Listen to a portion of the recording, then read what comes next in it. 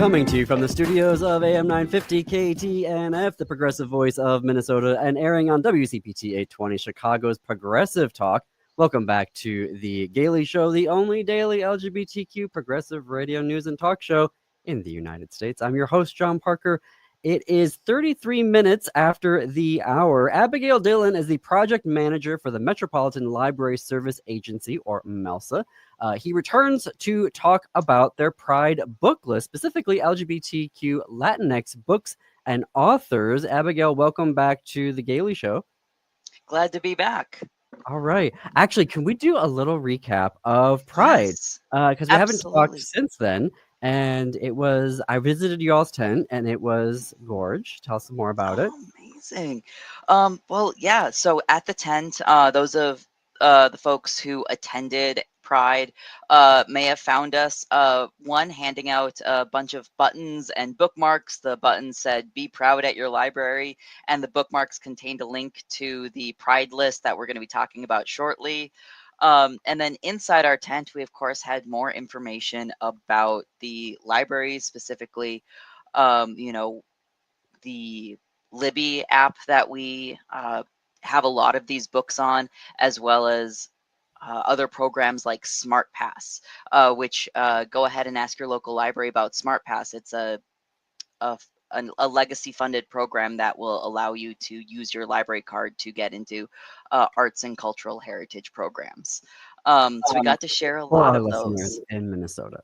Oh yeah, for our listeners in Minnesota. Sorry, Chicago. Um, Sorry. uh, and then, of course, a lot of folks stopped by even farther into the table, into our booth, to our recommendations table, where they got to write down the books that they felt seen by. And so we got hundreds, hundreds of responses. We had to change out the roll of paper several times. Good. I was gonna ask you about that. Like, were those recorded? Like, are those available now elsewhere for folks to peruse, or was that a sort of Pride event? That was more of like a Pride event. A lot of folks did stop by and take pictures, um, to kind of, Eloquent. yeah, um, to kind of, for their own kind of recommendation and to be read list. Um, a lot of Heartstopper was listed on there multiple times. Um, we also had Aletsoi by Darcy Little Badger, which was an award-winning, critically nominated, and award-winning title, with an aromantic asexual protagonist. Chuck Tingle's Bury Your Gaze and Camp Damascus were both listed several times, which are some LGBTQ horror novels. For adults, Alatsoe is for young adults, and then Chuck Tingle's work is for adults. And so there's just a lot. So there was a wide variety of recommendations that folks would write down, and it was really fun to see. Perfect. Well, let's talk more today about the Pride book lists. Hmm. And so to recap for folks, the Pride book list, you can go to MELSA, MELSA, .org/pride book list, where you can find all sorts of LGBTQ book recommendations, but they're categorized by both age, so like YA, adults, children's books, and also by identity. So if you want to look up, like we're going to do today, we're going to talk about Latinx books, and we're also going to break those up by kiddos, YA, and adults. So do you want to kick us off with the first book, children's book? Absolutely. And I would like to say that unfortunately we don't, while our division of the book list is by identity, it's specifically by LGBTQ identities. So you will find like these titles That's the Gailey. scattered in amongst them.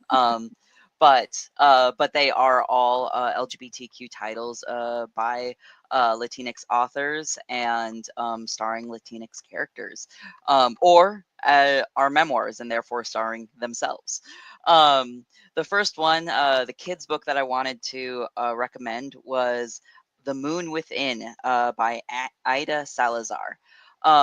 This middle grade novel was very won a lot of awards. Like if you go to Salazar Salazar's webpage, you will find like an extensive list of how many awards she won with this book, and it is a gorgeous book. It is written in verse, so every Oh, chapter wow. is a poem, um, and and written in like a poem and like a verse format. It's really like gorgeous and incredible, and also like accessible. So like you get to have this story about these two characters kind of you know having a coming of age story, while also getting to see some poetry and being exposed to like that specific art form. um, Ida Salazar is an arts activist and has written several books in verse, and we own several of her titles, in addition to The Moon Within. And so would highly recommend that title as well as her other books. Very well reviewed and worthy of awards. And Yeah. it's a I love the if I yeah, I can read the book description, obviously.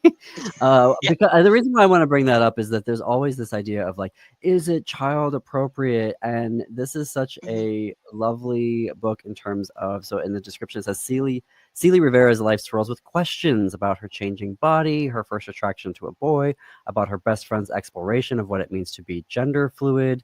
And it's just, and it takes place, it's an wait, hang on there. There's the moon ceremony. So also talking about Mexican heritage and Mhm. ancestral Mexican rituals. And so it is just one of those lovely books as I'm reading about it that just is like, hey, there are other there are other cultures, there's other ways of being Yes. in the world. And hey, maybe adults, you can learn something as well from this book. But all right, let's move on to some YA. Yeah, absolutely. The first one I have on the list is called Pedro and Danielle by Federico Arabia. It is a story about a pair of gay and neurodivergent Mexican American brothers, and it kind of follows them like through their life story. And it is in part inspired by Arabia's own journey growing up.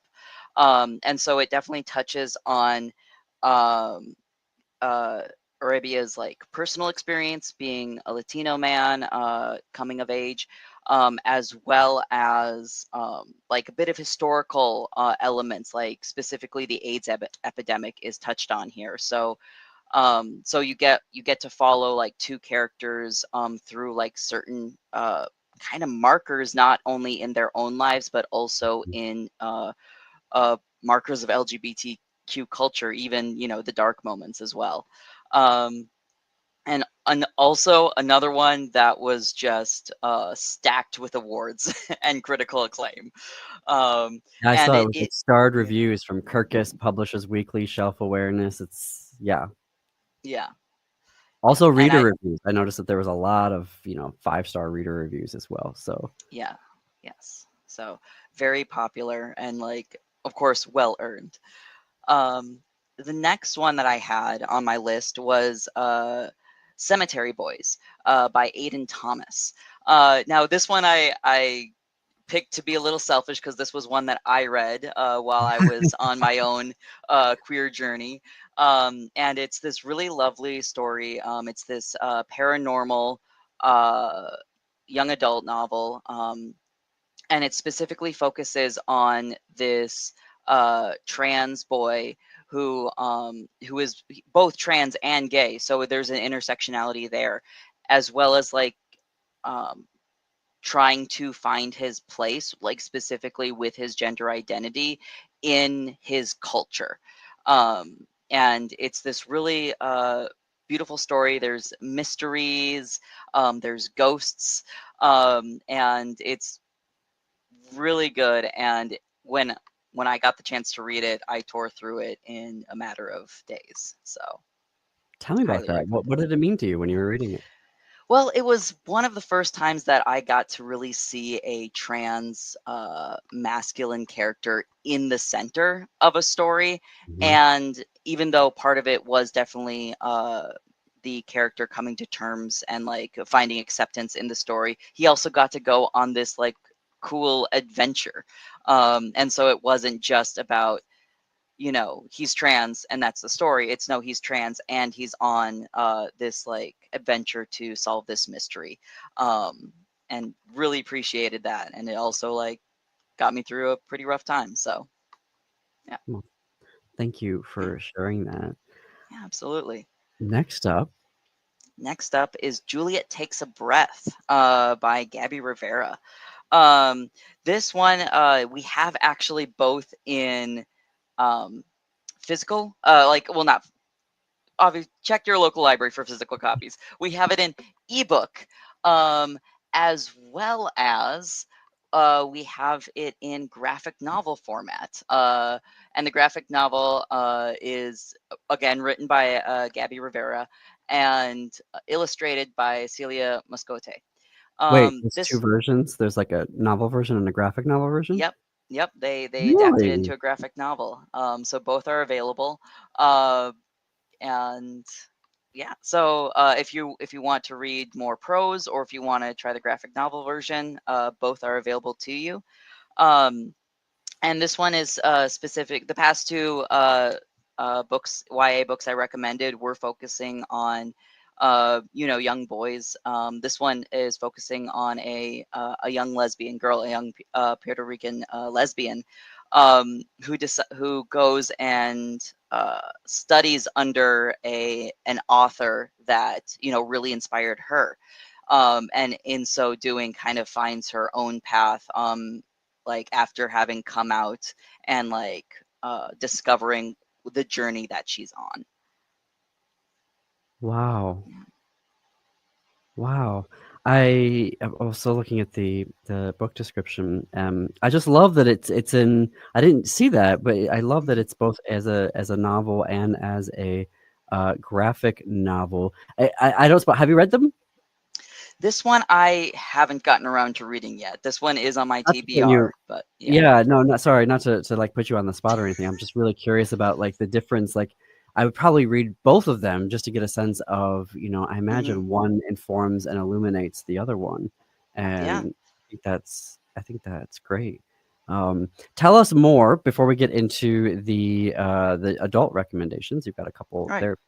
Tell us more about the how folks can get access to these, because you can if you're in Chicago or in Minneapolis, you can check your local libraries, but you also have Libby, which Yes. is always sounds like a person, but it's actually an e-lending library.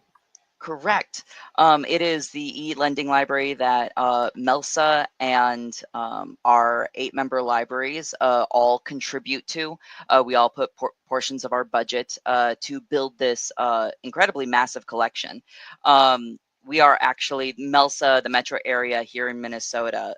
So MELSA and our 8-member libraries have actually created the largest circulating consortium in the world for Libby, for a few years running now, and that is a huge testament to the the veracity of readership that we have here in the metro area.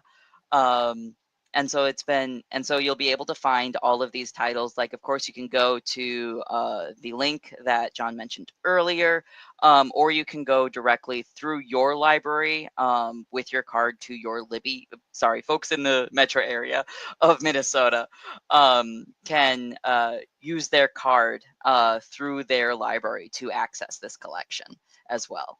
Not just the Pride collection, but our massive Libby collection as well. Wow. I did not know that. Breaking news here on the Gailey Show. The largest Libby circulating collection in the world. Well, I have to fit in a quick break here. We're going to talk about 2 adult recommendations that Abigail has for us. So stay tuned. There's still lots to get to here on the Gailey Show. Keep the conversation going. Follow us on Blue Sky. We're at thegaileyshow.org on Blue Sky, or you can go to am950radio.com. Sign up for the AM950 newsletter to stay up to date on all of AM950 shows, plus The Gailey Show. Stay tuned. More after the break.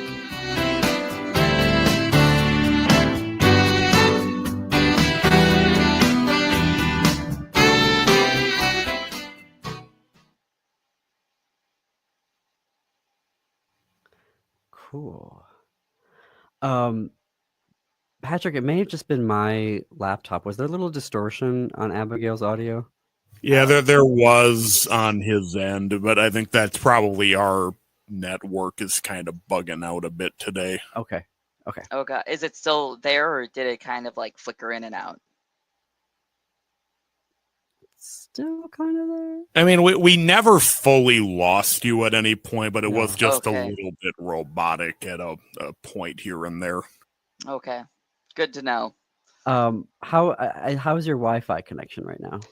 Wi-Fi connection's strong, at least on what it's saying on my end right now. Okay. Yeah. Okay. What is your video setting at? If you click on settings and then go to video or camera rather. Camera. Standard definition 480. Do you want me to drop it to low definition?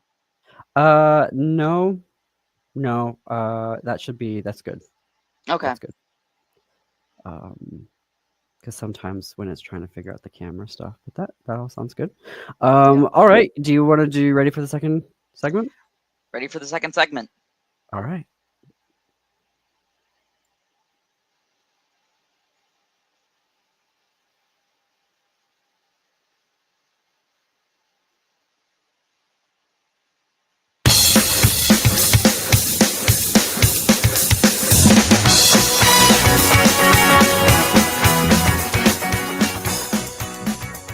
Welcome back to the Gailey Show. I'm John Parker. We are coming up on the top of the hour. I'm here with Abigail Dillon, project manager for the Metropolitan Library Service Agency. We are talking about MELSA's Pride Booklists. This half hour, Abigail's been sharing with us Latinx LGBTQ titles that are available on their website, melsa.org/pride-booklist. We're including the link to that in our show notes and on our websites, either heartlandsignal.com for folks in Chicago or at am950radio.com for folks in the Twin Cities. Abigail, let's move on to some adult recommendations that you have for us. Mm-hmm. Absolutely. Awesome. Yeah. So for the adult recommendations, I have 2 memoirs. The first memoir is called Hola Papi, How to Come Out in a Walmart Parking Lot and Other Life Lessons. This is by John Paul Brammer. The title, the first part of the title, the Hola Papi, is actually based off of an advice column that Brammer began back in 2017. Brammer initially intended to have it as an advice column that was like a spoof, a parody of Dear Abby for the Grindr community, actually. But then it became something that like he ended up answering genuine questions that people were coming to for advice on their own journeys as coming out or trying to find relationships. And a lot of those stories, a lot of those questions that Brammer had gotten asked are kind of scattered throughout the book to help highlight Brammer's own journey as he was discovering who he was and as he was coming out. And so it's this really lovely sort of tender-hearted kind of perspective on coming out as a gay man. I noticed that it has the stamp of approval from David Sedaris. So yes, it does. like David Sedaris humor and comedy stylings, I guess. This will be a book for you. I was like, oh my goodness, I haven't read John Paul's advice column, Hola Papi. Have you? I have not. I keep putting you on yeah. I discovered it through actually his memoir. Discovered that like, oh, this was an advice column. I believe it is still going on, but it's now run through his Substack, I believe, potentially. If you look up his website, it will have information there. I have been recently discovering Substack. and it is kind of cool the number of queer authors that are on there writing stuff or sharing stuff that may become part of larger works. So yeah, I'll have to check that out on Substack. I just got my whole like app and everything set up. Okay, let's see. So our second book, Yeah. or Our recommendation. second recommendation, our second memoir is called Born Both, An Intersex Life. This is by Hida Valoria. And earlier this year, like you and I had like talked about like other intersex titles, and about how like this is often an identity under the LGBTQ umbrella that tends to be a little more kind of marginalized and pushed off to the side, even in our communities. And so this Valoria is actually one of the foremost like intersex activists. They're one of the first persons to kind of live like publicly as intersex. And so this is their memoir. This is their story of how they encountered the term intersex, how their journey of like discovering like where they felt they fit with their gender, like with that discovery. And yeah, it's a pretty important text by someone who's done a lot for um, the LGBTQ community by living out who they are. I think this one, I don't want to say, I think all of the books are important, but this is this is a book that I would really recommend right now, because part of it that is very interesting in there, and this is just from the book description, where Valoria says, I grew up in the body I was born with because my parents did not have my sex characteristics, rather surgically altered at birth. And the reason why I'm bringing this up is that just this week or last week, Ohio passed some really sweeping, awful legislation that basically says there's only two genders, male and female, and there's all of this implications of that, but a complete erasure of the reality of intersex peoples. And this came up as well in the debates in Texas recently, where like GOP legislators, MAGA legislators, were challenged by their Democratic colleagues and progressive colleagues to be like, do you understand how this affects this group of people? And literally there was one legislator that just stood there dumbfounded at the lectern and was like, I don't know what that is. And the Democratic legislature, like, they were debating each other on like two sides of the not hall, the assembly, whatever it's called, where they're sitting there and they're convening. And then the MAGA was like, that doesn't exist. You're making that up. And he had to have his colleagues come over and say, no, like, intersex people, that's a thing. That's real. This is, people live, having all these variety of different, characteristics of both, both genders, multiple genders. So it is a very, I think, important book to add to your list right now more than ever, because a lot of folks are realizing that they don't know as much as they thought they did about gender identity. We are coming up on the end of our time. Abigail, this is so lovely to have you here for the past 3 months. I hope that we will be able to continue this conversation moving into the future. Thank you for joining us. Yes, thank you so much for having me. Always a pleasure. All right, folks, you can go to Melsa's Pride Booklist, Melsa, melsa.org/pride booklist. For right now, coming up next on WCPT 820 is Choose Views with Richard Chu. On AM 950, it's the Matt McNeil Show. See you all next week.